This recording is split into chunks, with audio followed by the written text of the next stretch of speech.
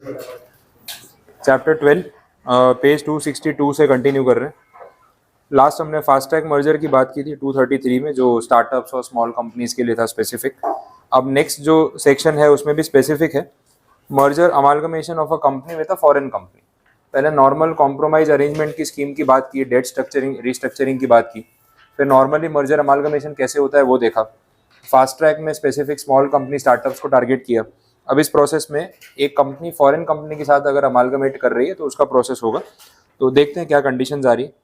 सबसे पहले 234 सबसेक्शन 2 बोला हुआ है, subject to the provisions of any other law for the time being in force, a foreign company में with the prior approval of RBI merge into a company registered under this act or vice versa, and the terms and conditions of the scheme of merger may provide, among other things, for the payment of consideration to the shareholders of the merging company in cash or in depository receipts or partly as per the scheme to be drawn up। तो simple बात बोली है कि अगर ऐसा merger हो रहा है तो जो पेमेंट एक्सचेंज करना है वो या तो कैश के टर्म्स में हो सकता है, या आपको पता है फॉरेन एंटिटीज या इन्वेस्टर्स होते हैं तो डिपॉजिटरी रिसीट्स एक्सचेंज होती है, वो एडीआर जीडीआर आईडीआर जो अपने बोलते हैं वो, तो उसके फॉर्म में भी एक्सचेंज हो सकता है, पार्टली भी हो सकता है, ये बता दिया।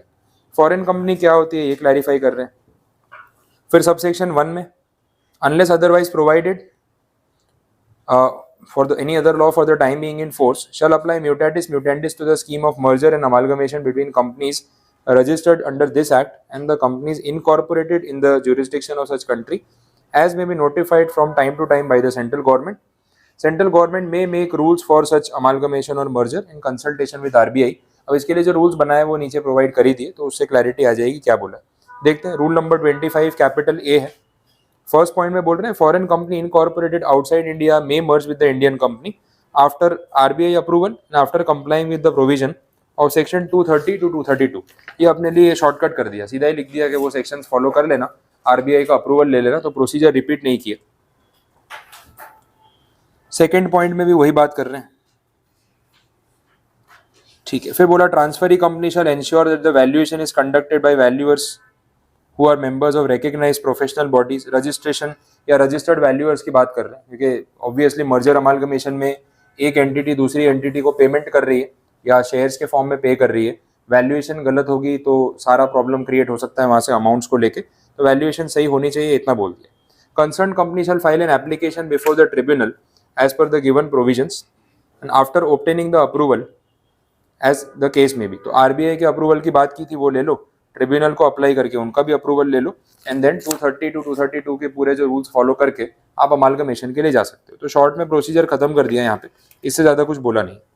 नेक्स्ट, अब नई कैटेगरी आ रही है, power to acquire shares of share holders dissenting from scheme और contract which is approved by majority. ये डिसेंटिंग शेयर होल्डर्स कौन होते हैं आपको मालूम है, जो टांग अड़ाने का काम करते हैं, बोले हम स्कीम को इम्प्लीमेंट होने नहीं देंगे, मेजोरिटी हाँ बोल रही है फिर भी हम तो अभी भी ना बोल रहे हैं और बहुत स्ट्रांगली ना बोल रहे हैं, तो इनके शेयर्स को अक्वायर करके इनको फ्री कर देना, उसकी भी एक स्कीम है यहाँ पे, वो बोला हुआ है, और ये सब चीज़ें रिक्वायर्ड होती है। देखें कैसे काम हो रहा है यहाँ पे।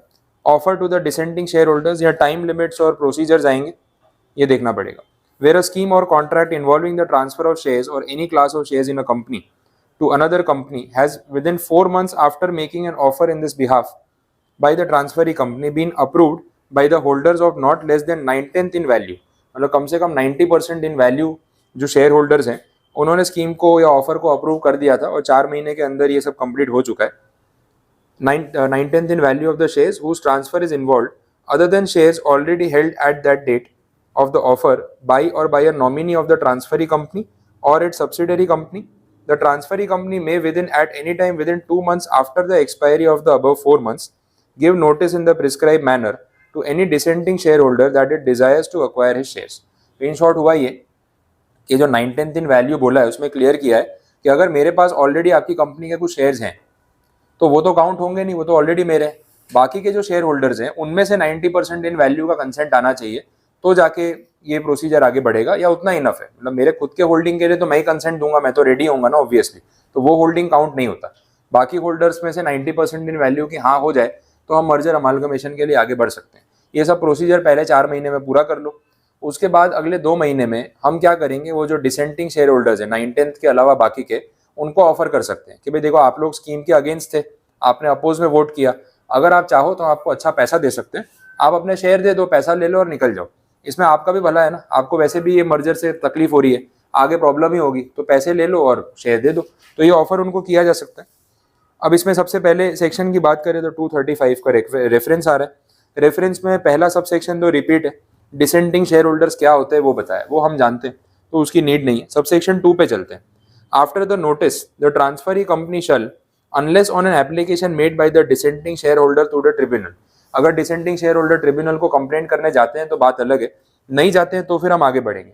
With in 1 month from the date on which the notice was given and the tribunal thinks fit to order otherwise, be entitled to and bound to acquire those shares on the terms on which, under the scheme or contract, the shares of the approving shareholders are to be transferred to the transferee company। मतलब मैंने dissenting share holders को option दिया था कि आप share बेच दो, ये टर्म्स एंड कंडीशंस है हमारी। अगर वो इससे भी कुछ प्रॉब्लम रखते हैं या उनको ठीक नहीं लगता तो ट्रिब्यूनल के पास जा सकते हैं। अगर मेरे नोटिस देने के बाद वो 1 महीने के अंदर अंदर ट्रिब्यूनल को अपील नहीं करते तो मैं ये मान लूंगा कि डिसेंटिंग शेयर होल्डर्स ने मेरी कंडीशंस को एक्सेप्ट कर लिया। अब एक्सेप्ट कर लिया तो मैं रुकूंगा नहीं, मैं फर्दर एग्जीक्यूशन की तरफ जाऊंगा कि भाई ठीक है आप अपने शेयर दे दो और पैसे कलेक्ट कर लो। उस प्रोसीजर की तरफ हम आगे बढ़ेंगे, ये बोला हुआ। Process of acquisition of shares from dissenting share holder, process समझाया कि ये कैसे होगा। Where a notice has been given by the transferee company and the tribunal has not on an application made by the dissenting shareholder made an order to the contrary, the transferee company shall, on the expiry of 1 month from the date on which the notice has been given, or if an application to the tribunal by the dissenting shareholder is then pending, after that application has been disposed of, send a copy of the notice to the transferor company together with an instrument of transfer to be executed on the behalf of shareholders by any person appointed by the transferor company and on its own behalf by the transferee company, and pay or transfer to the transferor company the amount or other consideration representing the price payable by the transferee company for the shares by virtue of this section that company is entitled to acquire, and the transferor company shall thereupon register the transferee company as the holder, and within 1 month of the date of such registration inform the dissenting shareholders of the fact of such registration and of the receipt of such amount और other consideration representing the price payable to them by the transferee company. अभी इतना transferee करके complicate कर दिया, अपने इसको simple कर देते हैं कि एग्जैक्टली यहाँ पे हुआ क्या। हुआ ये है कि मैं बायर कंपनी हूँ, ठीक है, अक्वायरिंग कंपनी हूँ, आपके शेयर्स अक्वायर कर रहा हूँ, तो you are transferor, I am transferee. Simple रखते हैं, बायर एंड टारगेट कंपनी। इसमें बोलते हैं अक्वायरर कंपनी और टारगेट कंपनी। टारगेट मतलब वो जिसकी कंपनी खरीदी जा रही है, अक्वायरर मतलब वो जो बायर है। तो मैं बायर हूँ, आप सेलर हो। अब सेलर में से 90% लोगों ने तो हाँ बोल दिया, तो 90% के शेयर्स तो मैं खरीद ही रहा हूँ, उनके बदले अपने शेयर या पैसे दे ही रहा हूँ। वो जो 10% ना बोल रहे थे उनको मैंने नोटिस दे दिया कि भाई आप लोग भी मान जाओ, अच्छे पैसे ले लो, नहीं तो फिर मेरे पास और कोई ऑप्शन है नहीं। तो मैंने आपको डिसेंटिंग शेयर होल्डर्स को नोटिस दिया, आप लोगों ने या तो ट्रिब्यूनल में अपील किया या नहीं किया। नहीं किया तो 1 महीने के बाद मैं आगे बढ़ूंगा, अगर किया तो ट्रिब्यूनल के आंसर का वेट करूंगा। ट्रिब्यूनल ने आपके अगेंस्ट में डिसीजन दिया और मुझे बोला कि आप अक्वायर कर लो, तो भी मैं आगे बढ़ने वाला हूँ। अब इस सिचुएशन में आगे बढ़ने का मतलब क्या है, मुझे आपसे शेयर लेने और आपको पैसे देने, यही स्कीम है। बट ये काम मैं डायरेक्टली आपके थ्रू नहीं करूंगा, मतलब बायर कंपनी और dissenting share holder 1 to 1 deal नहीं करेंगे। जो भी डील होगी ना वो सेलर कंपनी के थ्रू होगी, इतना यहाँ पे समझना है। तो 3 पार्टीज यहाँ पे हो गई ना, एक जो है वो बायर कंपनी है, ठीक है, दूसरी सेलर कंपनी है, और तीसरी पार्टी कौन है, वो डिसेंटिंग शेयर होल्डर्स है। यही है। अब buyer company dissenting share holder के शेयर खरीदना चाहती है, लेकिन डील ऐसे डायरेक्टली नहीं होगी। ये लोग क्या करेंगे, इनको इन्फॉर्म करेंगे, ये इनको इन्फॉर्म करेंगे। समझ में आ गया। अब अगर इनको इन्फॉर्मेशन मिल चुकी है और बाइंग का प्रोसीजर करना है, तो जो पेमेंट का काम होगा ना वो भी यहाँ से यहाँ होगा। मतलब मैं आपको सेलर कंपनी को पैसे दे दूंगा कि भाई देखो आपके जो डिसेंडिंग शेयर होल्डर्स हैं जिनके शेयर मैं खरीद रहा हूँ ना, उनको इतने पैसे देने हैं, मैंने आपको पे कर दिए, अब आप इनको पे कर देना। समझ आ रहा है। तो ये इंटरमीडिएरी है, जो भी काम होगा, जो ट्रांजेक्शन होगा, इसके थ्रू होगा।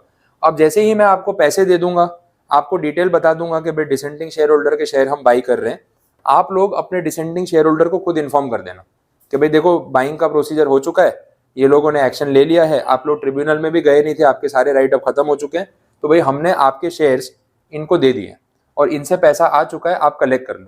आगे है समझ में। तो ये इंटरमीडिएरी है जिसके थ्रू ये ट्रांजेक्शन हो रहा है। ये लोग आपस में डायरेक्टली जो है वो डील नहीं करते, इतना आपको ध्यान रखना है। पूरे पैराग्राफ का क्रक्स इतना ही है।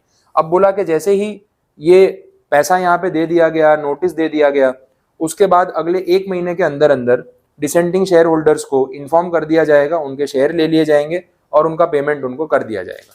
तो ये जो नोटिस पीरियड का 1 महीना था, उसके बाद इनके नाम पे शेयर रजिस्टर होंगे और शेयर रजिस्टर होने के बाद अगले 1 महीने में डिसेंटिंग शेयर होल्डर्स को अपना पेमेंट मिल जाएगा और जैसे ही पेमेंट मिल गया वैसे ट्रांजैक्शन खत्म। तो इनका सारा होल्डिंग अब चला गया और ओनर ये बन गया, काम खत्म। तो इस तरीके से पूरा प्रोसीजर यहाँ पे हो रहा है। अब ये चीज ध्यान रख के आप ये पैराग्राफ वापस पढ़ोगे ना तो आपको इजीली रिलेट हो जाएगा कि क्या बात हो रही है। बट उन्होंने क्या है, वो लीगल लैंग्वेज के हिसाब से बेयर एक्ट में transferor company, transferee company, dissenting share holder, ये वो करके उसको कॉम्प्लिकेट किया क्योंकि उनको ऐसे ही लिखना पड़ेगा, उनके पास चॉइस नहीं है, मीनिंग ये निकल रहा है। आप एक बार ये पैराग्राफ फिर से पढ़ के देख लो और जो समझाया उसे लिंक कर लो। अभी नहीं समझ आया तो बोलो, आराम से पढ़ना, कोई जल्दी नहीं है, लेकिन रिलेट कर लो एक बार। देखो सिंपल है, बायर कंपनी क्या कर रही है, डिसेंटिंग शेयर होल्डर के शेयर खरीद रही है। तो डायरेक्ट भी तो बात हो सकती थी, लाओ भाई शेयर दे दो और पैसा लेके जाओ, ऐसा नहीं हो रहा। जो बात हो रही है इसके थ्रू हो रही है, सिर्फ इतना ही पॉइंट है। बायर कंपनी इसको बोलती है कि भाई इनको इन्फॉर्म कर दो कि हम इनके शेयर खरीद रहे हैं, प्रोसीजर आगे बढ़ रहा है। तो इन्होंने इन्फॉर्म कर दिया। अब ये बोलती है कि भाई पैसे भी तो देने पड़ेंगे। मैं बोला ठीक है ना, पैसे दे देता हूँ। पैसे इसको दिए, ये पैसे डिसेंटिंग शेयर होल्डर्स को देंगे, मैं डायरेक्ट पेमेंट नहीं करूँगा। बस इतना हो रहा है कि जो भी बात होगी इसके थ्रू होगी, ये इंटरमीडियरी है, दोनों आपस में डायरेक्ट बात नहीं करेंगे। क्योंकि एक तो बायर सामने डिसेंटिंग शेयर होल्डर, वो थोड़ा उसका मूड खराब होगा, वो रेडी नहीं था ना स्कीम के लिए, तो डायरेक्ट बात करने में मामला बिगड़ सकता है। इससे बेटर है कि आप इंटरमीडियरी के थ्रू बात करो। ये कंपनी का खुद का शेयर होल्डर है, शांति से समझाएंगे, बात हो जाएगी, हमें डायरेक्टली बात करने की नीड नहीं। इतना बोलो, ठीक है। अब पढ़ के देख लो, बोलो, रीड कर लिया, रिलेट हो रही है अब लैंग्वेज क्या बोल रहे हैं। अल्टीमेटली मालूम पड़ा कि जो भी काम होगा वो सेलर कंपनी के थ्रू होगा, ये दोनों पार्टीज डायरेक्टली डील नहीं करेंगी, बस इतना बोला हुआ है। चलो देखते हैं आगे, लास्ट पॉइंट में क्या, यूटिलाइजेशन ऑफ फंड्स। ये डिसबर्समेंट की बात हो रही है। जैसे ही ये रजिस्ट्रेशन हो जाएगा, डिसेंटिंग शेयर होल्डर्स के शेयर्स बाइंग कंपनी के नाम पे ट्रांसफर हो जाएंगे। लास्ट पॉइंट में बोला था कि 1 महीने के अंदर अंदर उनको इन्फॉर्म कर देना कि हमने ऐसा कर दिया है। उसके बाद वो पैसों की बात हो रही है, जो पैसा मैंने सेलर कंपनी को दिया था वो डिसेंटिंग शेयर होल्डर्स को पास ऑन भी करना पड़ेगा। तो पास ऑन करने के लिए जो डेडलाइन है नीचे वो बोली हुई है 60 डेज वाली। तो 1 महीने की ऊपर जो बात हो रही थी वो इन्फॉर्म करने के लिए था और पेमेंट करने के लिए 60 डेज बोला हुआ। 60 डेज तक ये पैसा सेलर कंपनी एक सेपरेट बैंक अकाउंट में रखेगी, एज ए ट्रस्टी होल्ड करेगी, क्योंकि वो पैसा सेलर कंपनी का नहीं है, वो उसके डिसेंटिंग शेयर होल्डर्स का है। तो ये क्लैरिफाई किया हुआ। तो इसके साथ आपकी ये पूरी स्कीम यहाँ पे कंप्लीट हुई कि डिसेंटिंग शेयर होल्डर्स के शेयर्स को कंपल्सरीली अक्वायर करने का जो प्रोसीजर है वो किस तरीके से काम करता है। ये एक पॉइंट यहाँ पे कंप्लीट हुआ। बोलो यहाँ तक कुछ नहीं समझ आया हो, क्लियर है पॉइंट, ठीक है। तो 235 यहाँ पे कंप्लीट है। 236 फिर आज नहीं स्टार्ट करते, थोड़ा डिटेल्ड सेक्शन में टाइम ले लेगा, बाकी के प्रोविजंस फिर कल कंप्लीट करने पड़ेंगे।